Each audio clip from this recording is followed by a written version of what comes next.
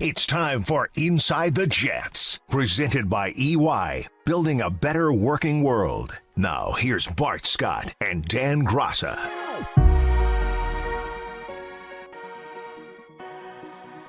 And we welcome you into another season of Inside the Jets, presented by EY, building a better working world. Hello, Jets fans. Dan Graca, pleased to be joined, as always, by my pal Bart Scott for another season of Inside the Jets. Bart, my buddy, my pal, I missed you. How are you?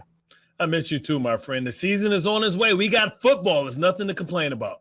And we got an extra game to play around with this year, which should be a lot of fun here. 17 instead of 16. And it goes fast because already one is in the books, and that's what we're here to talk about, of course. Jets opened the season, a 19-14 setback in Carolina against the Carolina Panthers yesterday. Really a tale of two halves, right? I mean, they dug themselves a hole the first two quarters, but made some nice adjustments at halftime, came back in quarters 3 and 4, got it to one possession, but just ran out of time. Yeah, to your point, you talk about the continuity and the consistency. This is the first time underneath a new system, and live bullets were a team that you game plan for, and a team that's been game planning for you the entire offseason. And I thought early on they were a little tight, a little rusty. Communication was lacking a little bit, and it took them a while to get a handle of what the Carolina Panthers was trying to do to them. Once they did that, I think the defense played well, outside of a couple of bad injuries on both sides of the ball, which limited, backups to getting out there, which means that you have a copy of a copy and you have a blown coverage or miscommunication because maybe that person didn't get the reps throughout the week. And, I thought outside of that, they battled and they competed, and that's all you can ask for. Now we want to see them take the next step and add the execution, as I was disappointed slightly in the running game.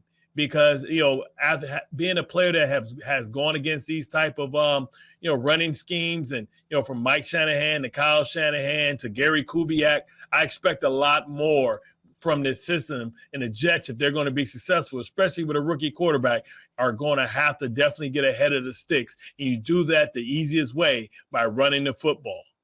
This offense thrives on the running game. As you said there, that Shanahan West Coast zone blocking scheme there with the run game, that really sets up a lot of what they do offensively. And, it was tough sledding for them for much of the afternoon. They broke off some nice runs late in the game, but maybe not enough all through 4 quarters there. And you mentioned the injury report. We'll get to that in just a little bit here because, unfortunately, it is a pretty lengthy list of the walking wounded for the New York Jets here. But the question I have for you is, and I'm thinking, okay, it's the first game of the season, first game where everybody's playing 60 minutes.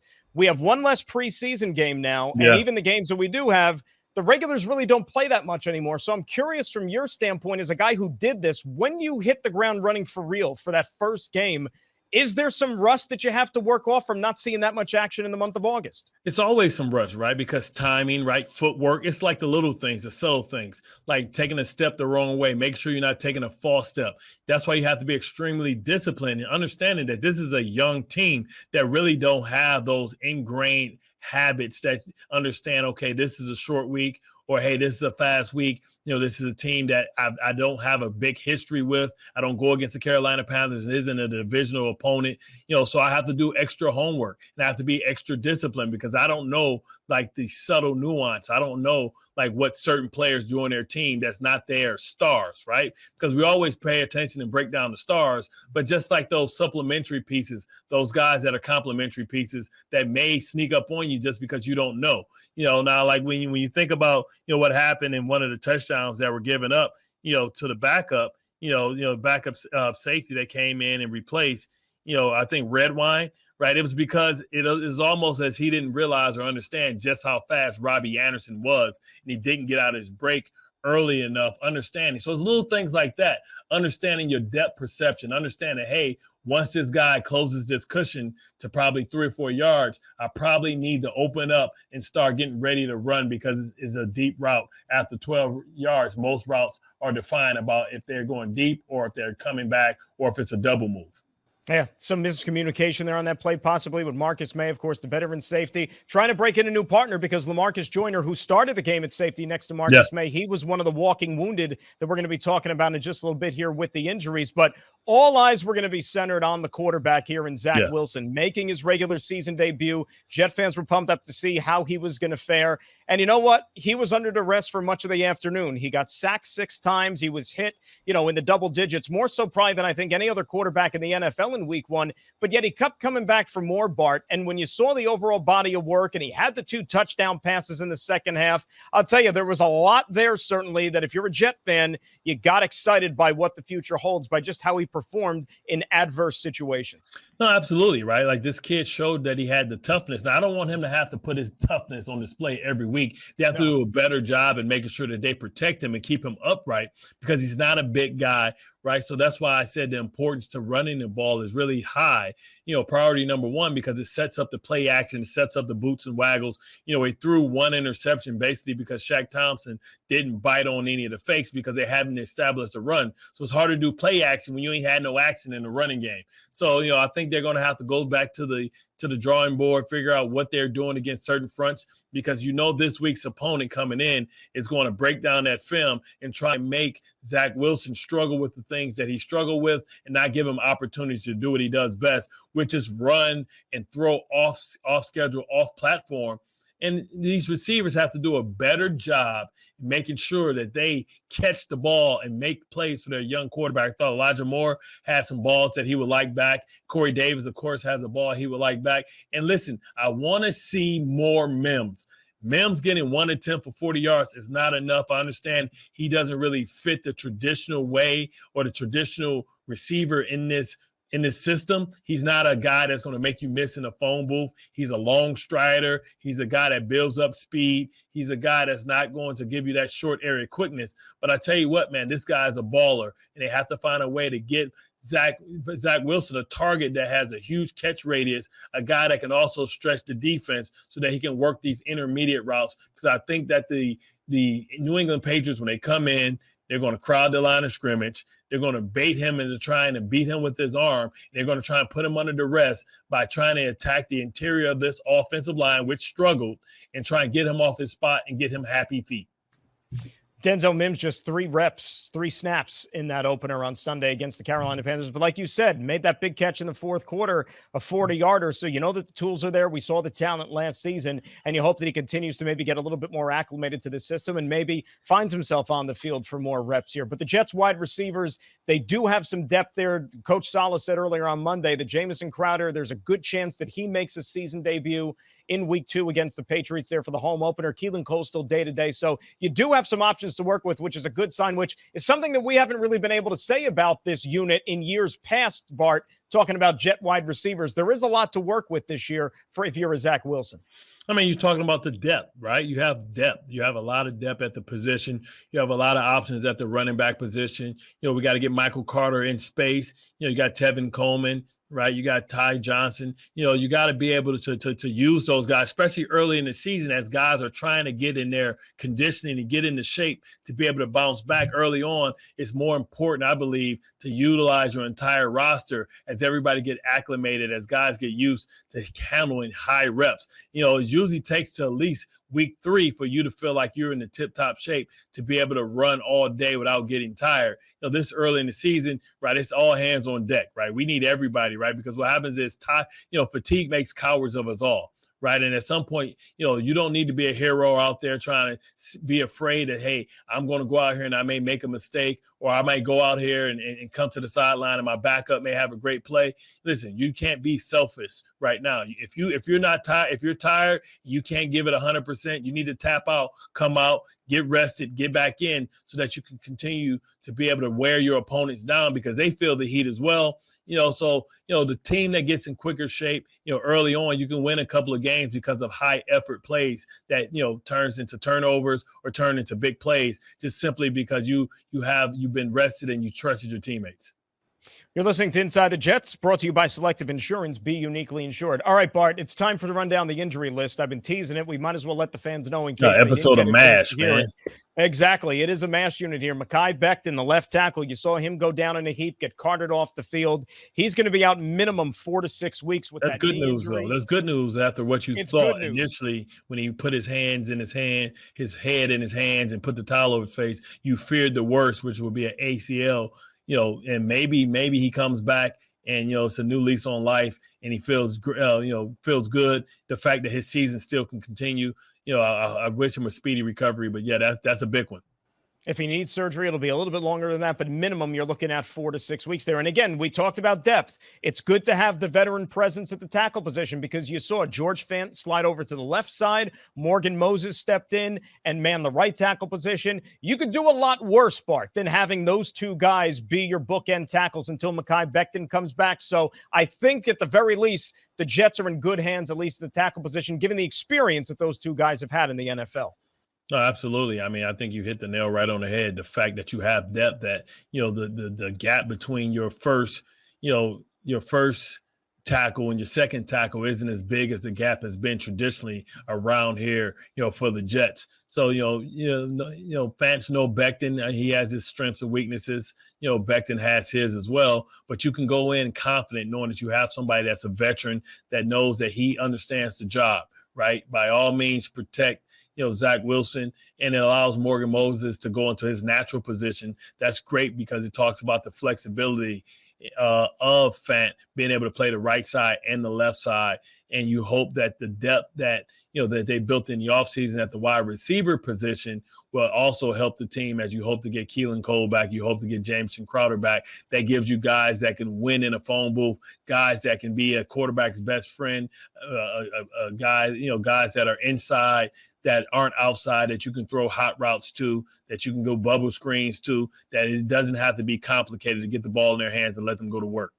Now, on the defensive side of the ball, we mentioned the safety position. LaMarcus Joyner, who was in his first year as a member of the New York Jets, unfortunately, his season didn't even make it through the first half. He suffered a torn tricep injury. He's out for the season. So Marcus May is going to have to get used to a new partner next to him. Ashton Davis, who was the rookie last year, of course, Bart, he can't come back still for a few more weeks. He's on that short-term IR. Other guys are going to have to step up and add to that secondary. I mean, that's what really hurts you, right? Because it's about chemistry and it's about communication. And now that's just going to put more on Marcus May's plate. Also, you see early on, right, as the Jets linebacker core are trying to adjust in real time to a guy like Christian McCaffrey that poses so many, problems and issues for opposing defenses. Nazardine, learning how to play the position in real time in space for the first time against a guy like Christian McCaffrey is a tall task for anybody. But, CJ Mosley just going to have to continue to do his best job as far as being able to create pre-snap awareness for whoever's next to him, because that anybody who's next to him are young players and they may not see the formations and be able to understand what's happening to them by standing there. They need somebody to translate, and CJ Mosley is one of the best in the business in pre-snap awareness. It was good having him back out on the field yesterday after missing all of last season. Of course, Jamie Sherwood, rookie linebacker who started yesterday, along with Blake Cashman, both suffered some injuries. They're going to miss at least a couple of weeks there. So as you said, revolving door on that defensive side of things, Barton. That defense has a lot of youth in it to begin with, especially the corner position. We know that, right? 6 of the 7 corners on this team are first and second year players, but it does provide a valuable opportunity to gain valuable experience. You were in that role once upon a time in your career. Somebody went down, you stepped in, you never gave up the position. So opportunity presents itself. Now let's see who's going to take a hold and grasp it.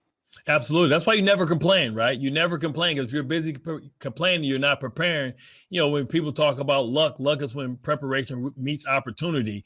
And if you're not preparing and that opportunity comes, that's the worst feeling in the world. So like next man up, right? Somebody's got to step up. Somebody has an opportunity to have an opportunity. And what better place to start than at home for your home opener against the New England Patriots, who's going to bring in a rookie quarterback as well. I'm tired of people talking about, the Patriots do this to rookie quarterbacks. Well, guess what? The Patriots, for the first time in a long time, have a rookie quarterback that looked good, but only put up 16 points. So this Jets defense is going to have to step up and make sure that their rookie comes out on top, not the other way around.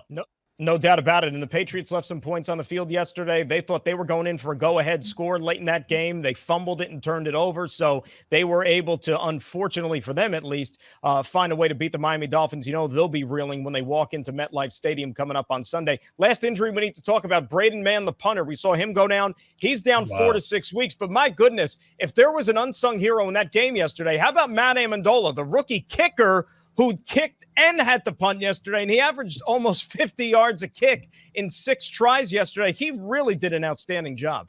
I mean, when you talk about next man up, sometimes, you know, when it comes to the skill positions, you really don't say that, right? Because you talk about kickers, they're like marksmen, right? They're like archers. They're like axe throwers, right? They're like golfers, right? It's precision. And for him to step in and, you know, it's bang, bang, right? You're sitting there like, oh, crap, man's down. Oh, wow, I'm punting. And for him to just not even blink and not only just kick the ball and field the ball, right? But we're talking about some great punts, flipping the field. Whenever you can flip the field, it gives your defense a chance, right? Because you play the hidden yards. And the hidden yards are a lot of times in the punt game, in the kicking game.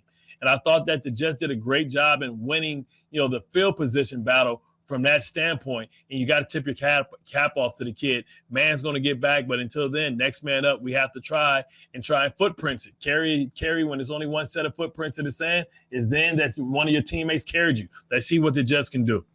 And we hope to see a lot of these injured players back on the field in uniform certainly sooner rather than later. When we return on Inside the Jets, we will be joined by first-year tight end Tyler Kroft. That's next. And this is Inside the Jets, presented by EY, building a better working world.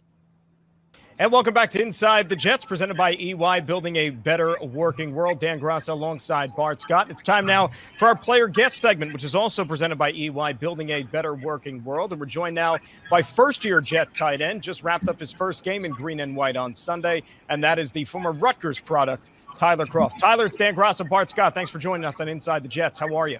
I'm doing well. I appreciate you guys having me on. What'd you make of your first game yesterday as a Jet? Yeah, I thought overall, I think the team competed well. I think we had some guys that are going to fight to the end every time, which is always something you can hang your hat on. I think we got to go out there and execute a little better across the board. But overall, I thought it was pretty good. Well, speaking of that execution, you guys seem to play a lot better in the second half. What adjustments did you guys make at the half, and how can you clean up the mistakes? It's really getting into film and understanding what defenses are trying to do to us. And, coaches, I think, did a great job of, like you said, halftime adjustments and us just really cleaning up footwork and technique. I don't think they did anything that was too out of the ordinary, too crazy to throw us off. But I just think communication across the board and just executing each play in and out. Now, when you talk about communication, that offensive line didn't spend a lot of time together in the offseason or in the preseason. Bear Tucker missed a lot of time. Becton's up and down. You know, how do you try and close the gap by trying to get some chemistry? Are you guys meeting together, or, you know, how do we kind of get the communication issues that are amongst every team, especially early in the season, that you guys try and gel and have that nonverbal communication? Yeah, it's the extra walkthroughs, meeting time. I know we got a good veteran right side of the line, especially. I know we have some young guys on the left, but between GVR, Gov, Fan, and we were talking about Moses earlier, like we got guys that can read defenses and really be loud and echoing their calls. And I know that they're going to take command of that room and really kind of put the onus on themselves. So it'll be cool seeing whether we walk through more, meet as a unit more, so we're all seeing everything the same way. But I know we got stuff in the works to kind of sort that out. Certainly no team wants to talk about moral victories. The final score is the final score. The objective is to win the game, of course, Tyler. But the fact that you guys did play so well after halftime, got yourself back into that football game, onside kick attempt there at the end to try to even get one last possession. Do you take positives from the way that game closed down, how you played in the second half?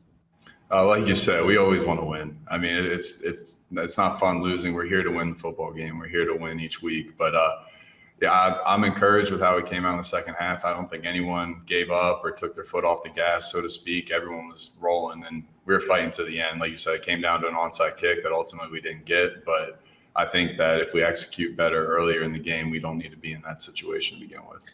Now, you guys got a young quarterback in Zach Wilson. How do you guys get him comfortable in the pocket, and what kind of conversations are you having with him when he comes back to the huddle, kind of reinforce, what you see as you try and be his eyes as well? And how do you guys establish this running game to try and put you guys in more favorable down distance? Staying ahead of 6 is huge, because when we get backed up and 3rd and long, the whole playbook's open for the defense. They can kind of call whatever they want. So I think ultimately it comes down to communication and execution, like see everyone's on the same page, seeing what they're bringing, whether they're bluffing coverages to the one side, trying to make us flip protections, just recognizing that as a veteran unit, just trying to take as much off of Zach's plate as he can, because like you said, he's a rookie quarterback and he loves the pressure and wants to put it on himself, but we got to do our best job trying to ease it as much as we can. Talking to Tyler Kroft here on Inside the Jets, presented by EY, building a better working world. Yourself, Ryan Griffin, the tight end position, collectively, you guys made a contribution to that offense yesterday, Tyler. You guys combined for 6 grabs. How do you think the comfort level is right now, not just for yourself, but with the fellow tight ends, about how they fit into this offense moving forward? Yeah, I think there's a good comfort level. I think everyone in the room recognizes what their role is right now and how that's going to evolve and progress as the season goes. We'll see, but Wesco does a hell of a job at playing that fullback role, and he ain't scared to put his face on anybody. And Griff and I think we do a good job playing the tight end spot. And like I said, I'm excited to see how it evolves. And I thought we made a pretty good contribution. I think we left some stuff out there as a tight end unit and myself too. So I don't know, it'll be exciting to see it grow. As a tight end, you guys have a lot of input on a lot of different areas, whether it's special teams and, offense, of course. But when you think about it early on, how was the conditioning? Because I know for me, always the first game of the season, is when you're really going all out and you're trying to make sure that you can keep your breath, but it's hotness in the middle of the day. Carolina, it was hot. What was it like, and how do you feel from a conditioning standpoint, and how far do you have to go? Yeah, I thought overall I don't want to speak for the other guys, but I felt like my wind was pretty good. That 2-minute drive at the end, I definitely was getting a little gassed, but I mean, I ain't coming off the field unless I'm dying. So, but overall, I thought it was pretty good. Running down on punt, they had me up on punt and kick return. Like you said, getting some special teams reps along with, I think I had about 40 plus snaps yesterday. So, I don't know. Overall, I thought my win was pretty good though. Conditioning was tough yesterday, guys. Being in that studio for a full regular season game. You didn't get any paper cuts, did you? I thought he was going to put you on IR. Have to stay hydrated for these regular season games. No doubt about that, though. Have you thought about, Tyler, now looking ahead here? The Panthers, it was an NFC opponent. Now up next, you got the New England Patriots. It's a division rival. You got the home opener where fans have waited over a year to come on and cheer this team in person. Have you thought a little bit about what that game next Sunday is going to be like for you? Yeah, we know New England's going to come with their bag of tricks, and they're going to try and give us the whole Rolodex of coverages and fronts, and they're going to put a lot on Zach's plate. So I know we're going to have to be locked in, and like we talked about before, that communication's got to be on point. What is the typical Monday like for you, right? Monday is like the beginning to your off day. It's not really an off day. But how do you guys operate around the facility now? You guys going to get together? Is it time to do the honey-do list? It's time to hang out with wifey. What's a typical Monday for Croft? Typical Monday. So today I got up, came in, did some treatment, tried to get my legs back under me from the game, whatever nicks and bruises, just try and get some treatment on that. We had a lift with Nicolini, our strength coach, which was more of like a flush and run, just again, trying to get our legs and body back. And then we really deep dove into the game and what we need to execute better with communication, all those areas. And then, and then get a little time with mama, get a little time afterwards to hang out and get a little TLC. How about just coming back to the area for you, Tyler? You went to Rutgers, great institution, by the way, in New Jersey, one of the best. I'm biased, of course. But what is it like kind of having like a homecoming here now back with the Jets? Yeah, it's cool. I mean, I had 4 years in Cincinnati and then 2 with Buffalo. So I've always kind of been in this northeastern area. But coming back to Jersey is fun, man. I love the fans and the passion they have in this area. I mean, I got a lot of it at Rutgers. It was fun playing in front of them. So it seems pretty familiar, and it's kind of it's a cool area to be in too. I like being up here in the Northeast. Now, you don't want to call weeks or any week, especially early in the season, a must win, but understanding how important it is to the fan base and how important it is for you guys' confidence to see yourselves get back at 500. Like, what's this week like for you? This is your first rivalry between the Jets and the Patriots, but this is a big deal to the fan base around here. How excited for you for this week, and what can we expect? Yeah, I'm excited to have the home opener and everything. Obviously, it's going to be a lot of fun playing in front of them, and it's been a while since had MetLife packed like this, like you said. But I don't know. I'm going to try my best because I've been in this league for a while now to just try and keep it like each week we're going to try and handle each one the same way. Obviously, each team's going to give their own set of challenges, and we'll embrace it and adapt how we have to. But yeah, I just try and keep calm, keep even keel, and take each week as it comes. Do you do any fantasy football type stuff? Do you in any leagues or anything like that? I know you're a busy guy playing, but do you get involved with that aspect of football? Yeah, I have one team with a couple of my high school buddies that we're still pretty good friends, and we talk pretty regularly. So we have one league going with that. Now, is that tough too, that they pick your brain about maybe if they have some guys on the Jets, maybe get some inside information? I mean, are you willing to disclose some of those trade secrets at all, or do you keep them in to keep your own team better? Yeah, no, I keep that close to the chest. They're not getting any insider info from me. Tyler, I appreciate a couple of minutes, especially after a game day here. I'm sure you want to go enjoy your Monday day off, but we always appreciate you hopping on, and continued success the rest of the season here. I think Jet fans are going to be happy to see you run out there in green and white each and every game. No, I appreciate that. Thanks for having me, guys. All right, so that's Jets tight end Tyler Kroft. Still a lot more to do as we return on Inside the Jets, presented by EY, building a better working world. And welcome back to Inside the Jets, presented by EY, building a better working world. Dan Graca alongside Bart Scott. And Bart, you look at the performance of the defense yesterday, the line, going into the season, we were really excited about the depth that unit was going to have, but they suffered some losses along the way, of course. Carl Lawson being the most notable. Vinny Curry's name also was a guy that, brought that veteran presence. They're not going to be part of the mix this year. But if you looked at how those guys played yesterday, at least in the season opener, it showed you that there's certainly some guys on that line that can get after it. John Franklin Myers had a big sack yesterday. He's a guy that's going to take his game to another level, you hope, this year. It's a lot of good pieces to work with, I think, over on that side of the ball. Absolutely, and the strength of that defense was the depth of that defensive line, especially the interior pass rush. Folorunso Fatukasi is really starting to develop as not just a run stopper, but a guy that can also convert, run into a pass rush. We know what Quinnen can do as he continues to try and work back from that injury. Sheldon Rankins as well. But I think you hit the nail on the head when you talk about Franklin Myers, because this is a guy that they stole 2 years ago from the Rams, and they had high hopes for him, and the Rams had high hopes for him. And, finally he's starting to live up to some of the promise that he's shown as a young football player in this league, and they're going to need him. They're going to need somebody to emerge. Whenever the top dog goes down, Carl Lawson was having a tremendous camp. You lost him. It's unfortunate, but if it's really going to be next man up, you have to step up and seize this opportunity, and you have to have it from the front seven, because you have to protect that young back end, who I think did a good job outside of some communication issues. But those communication issues are going to get tested even more this week when you think about who's coming into town and what they like to try and do and what they like to try and make teams fight left-handed. They're going to have to communicate. But it's so much better when you can get pressure by 4 and be able to play complex coverages behind. So it's going to be incumbent that this unit continues to come together and they figure out a way to get pressure on the quarterback.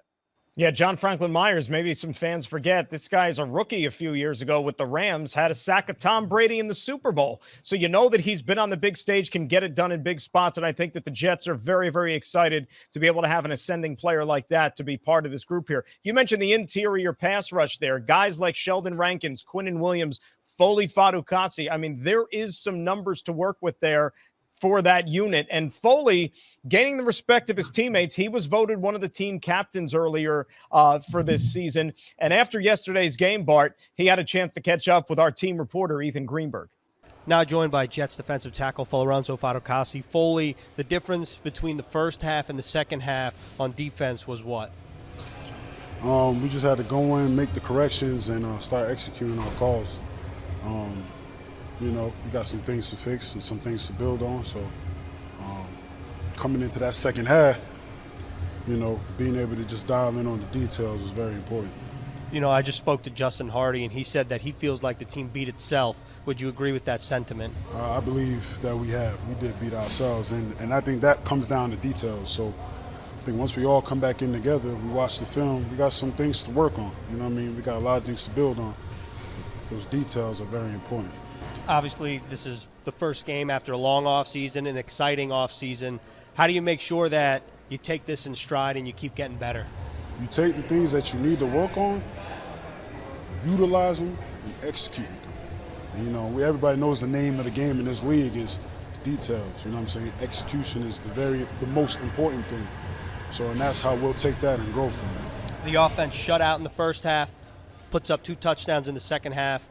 What did you see from your rookie quarterback today? Listen, like, there are some things that, once again, that I feel like we must grow on as a team, as a collective. Offense, defense, special teams. There's some good things that we did out there, and I feel like those are the things we can build on, right? And once we all get it all together and we gel together, I have confidence in this team. We'll have a lot of success.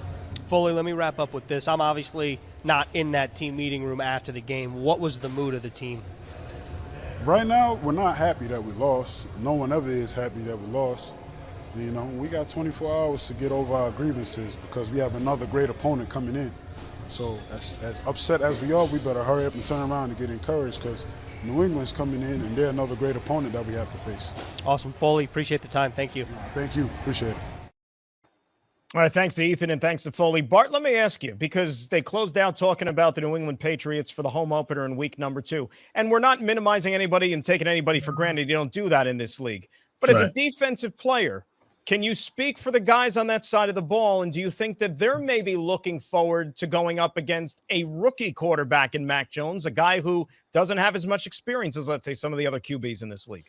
No, absolutely. Just like the Patriots are licking their chops, right? Saying, hey, we got a rookie quarterback coming in. We can show him some things that he's never seen before, you know, things that we haven't put on film. And we're going to make it difficult for him because we're going to play with his eyes, the rotation of the safeties, guys moving around, guys having great pre-snap disguise and not really giving the answers to the test like a guy like Mac and Cheese and also like a guy like Zach Wilson. So it's going to be who's going to protect their rookie quarterback the best. How do you protect a rookie quarterback? By running the ball, making plays for him, and not putting him in adverse situations. It's going to be important that you flip the field if you're going to put pressure on him. You know, I was encouraged by the fact that when you think about 2 of the Jets' touchdown drives, there were plays in series of 10 and 8, right? Which means that they had to work themselves down there. It wasn't some busted coverage where they had a big play. They had to go down and they had to play the sticks. They had to stay ahead of the sticks. And you hope that they can make sure that they can sustain drives. The fact that it wasn't a lot of laundry out there is something that they can build off of. It wasn't a lot of penalties out there. And I know on some of the sacks, you might have wanted to hold somebody a little bit or something, man. I mean, let's keep them off our rookie quarterback. But all in all, I felt like they were disciplined, poised. But, you know, early in the season, everybody's trying to figure out how to handle communication issues and problems. You hope that you can handle those issues and clean those things up while you're winning. You don't want to be having to, figure out all these communication issues as you're losing. So this week, it won't be perfect again, right? But I want to see a team that's scrappy and finds a way to win the football game. Foley alluded to that, cleaning some things up. But also, as a defensive player, I'm taking it upon myself to make sure that I protect, this rookie quarterback, not let him have to get in a shootout. Feel like he has to do more than what he needs to do. He has to press. They say, listen, it's a good thing. Some of the best throws that rookie quarterbacks, some of the best throws that I saw yesterday was quarterbacks making great decisions not to put their offense or put their defense in bad situations by forcing balls when the play was a dead play.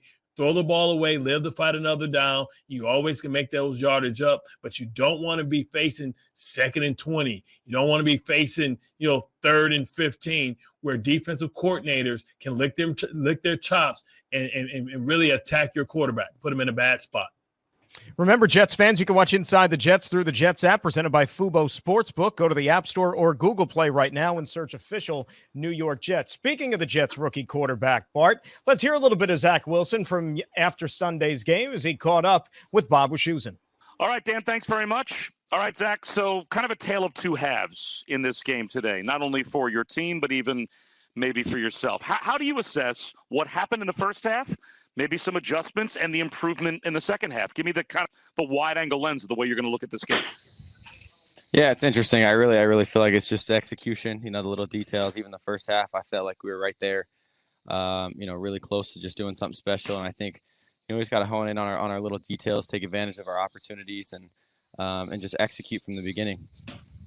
What do you think you personally will build off of the most of that second half performance and kind of knocking on the door there and maybe being on the verge of pulling off that comeback?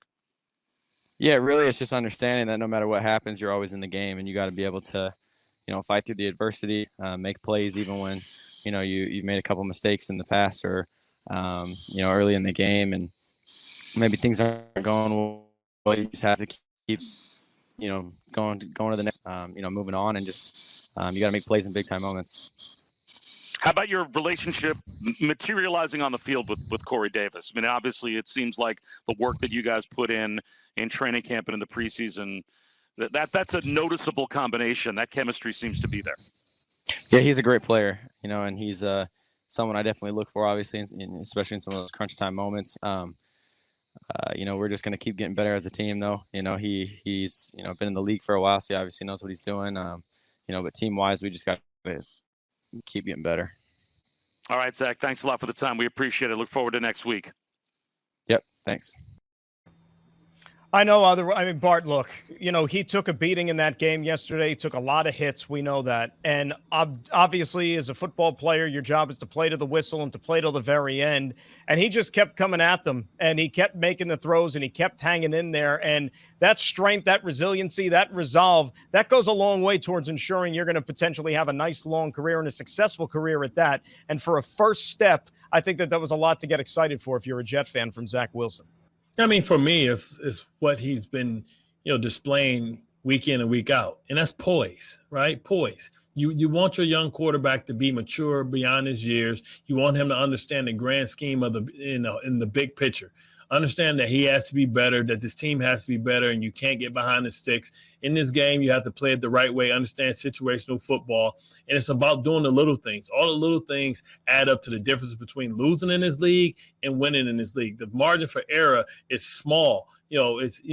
It's about not beating yourself. It's about learning from your mistakes, and he's going to have to lean on some of these young veterans like Corey Davis to come through for him when he puts a ball up there. He gives you that 50-50 ball. Your young rookie success, is probably based on if you can make a play for him and if he can develop that trust. When you talk about that trust of throwing the ball blindly up there, even when your guy's covered, saying, hey, my guy's going to make a play for me or he's going to knock the ball down. He's not going to give the opposing team an interception.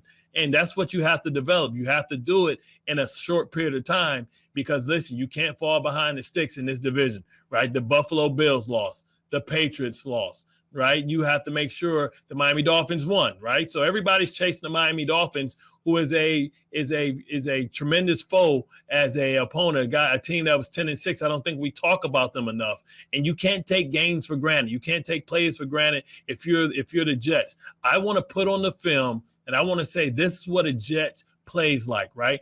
Listen, you are what you put on film, and the Jets have some things to clean up because they're going to be attacked from the interior part of the line. That's a veteran group on the right side. As we talk about from center to right guard to right tackle, I need those guys to be better.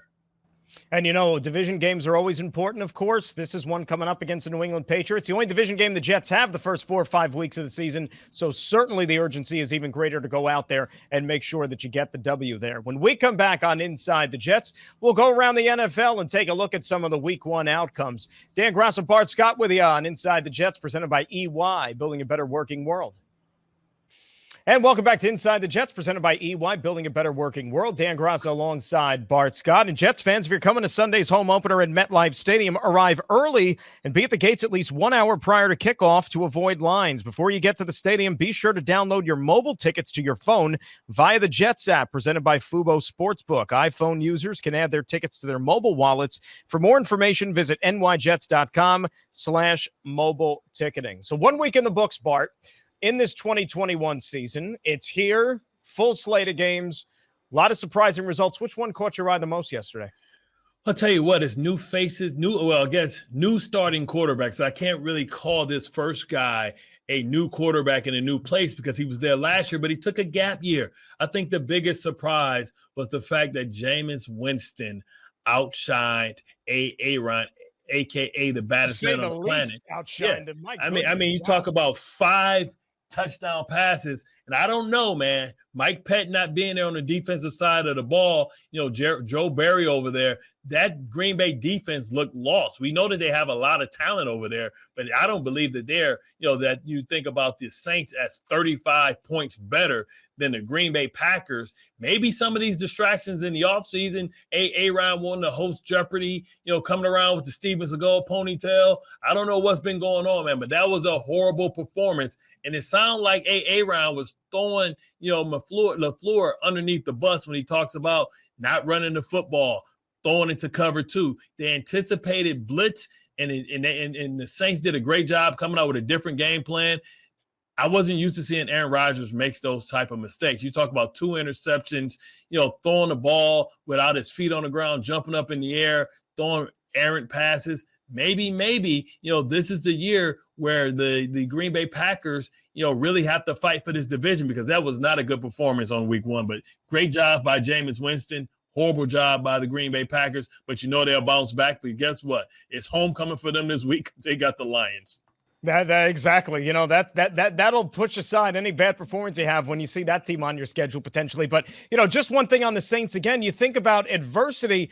Remember where that game was played yesterday? Jacksonville. It was in Jacksonville, and there was just as many Packer fans, if not more, than there were Saints fans. So give New Orleans a heck of a lot of credit for winning that game, much less in lopsided fashion, which they ended up doing there. One other team in the AFC East, though, we didn't really talk about yet tonight, and that's the Buffalo Bills. This is a team that a lot of people are picking to even go to a Super Bowl, and the Pittsburgh Steelers, who so many wanted to write off that Ben is done, too many different faces on the offensive line. You know what? They went up to Buffalo yesterday, and they punched that Bills team in the mouth.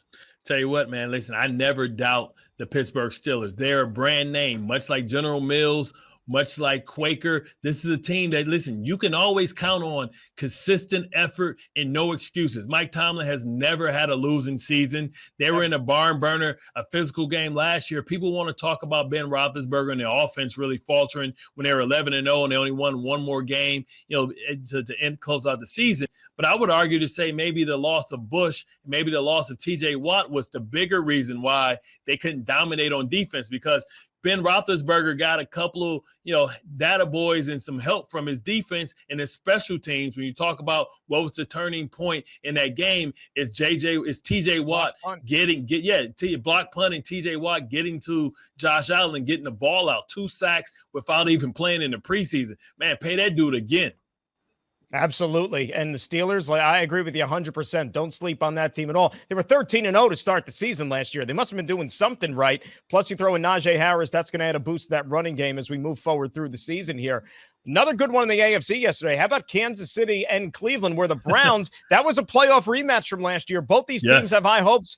Browns thought that they were in position yesterday. They took a pretty significant lead at Arrowhead, but that other team had number 15. And when you have number 15 on your team, the game is never over, and just an amazing performance he had down the stretch pulling out that victory. And attention to details, right? Because you look at what happens, right? It's the little things. You have a muff punt, right? And you have a blown coverage, Tyreek Hill, 75-yard bomb.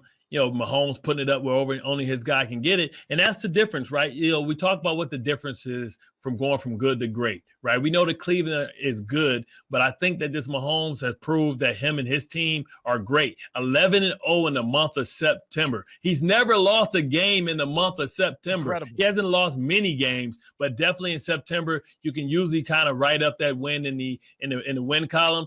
This week, second week, they're going to have a tough test. It seems like they're just going to get all their AFC North opponents out the way, because they got the Baltimore Ravens coming in, coming off a short week.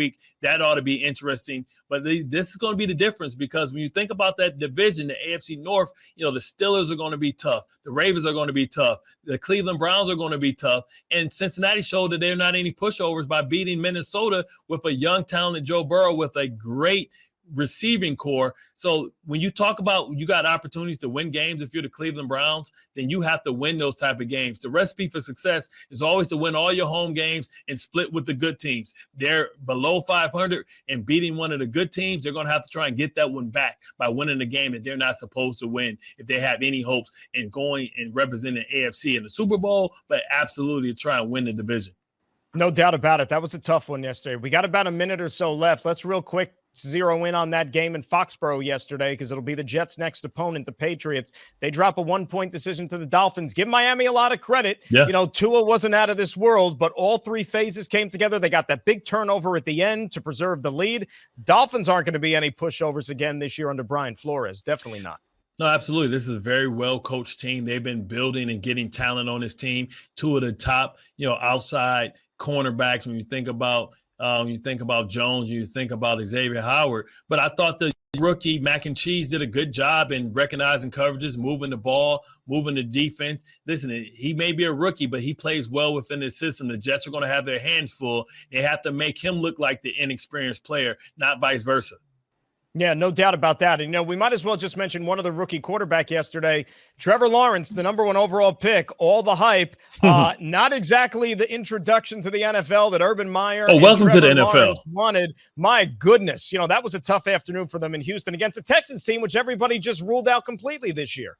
Absolutely. It's a lot of guys on that team that has a lot of pride, that have been successful in this league. You think about Mark Ingram that was with the Ravens, Tyrod Taylor. You think about Brandon Cooks, who was probably, if you had him on your fantasy team, you love him today, right? This is a team that's not going to lay down, and Trevor Lawrence really didn't see the field very well. The old Tampa, too. Everybody knows about Lovey, knows that cornerback sinks off if he has something in the flat. He plays high to low. This is something that, Trevor Lawrence is going to have to remember. And listen, first time he's ever lost a regular season game in his life. I mean, you went to Jacksonville. Get used to it. Bart, that's all the time we have for this week. This was a good first show in the books, and we'll do it again next week to recap the Jet home opener against the New England Patriots. Good job, my friend. Oh, man, it's going to be exciting. I can't wait to see you next week, man. It's going to be fun. Absolutely. He's Bart Scott. I'm Dan Graca. Thanks, as always, for joining us on Inside the Jets, presented by EY, building a better working world. So long, everybody.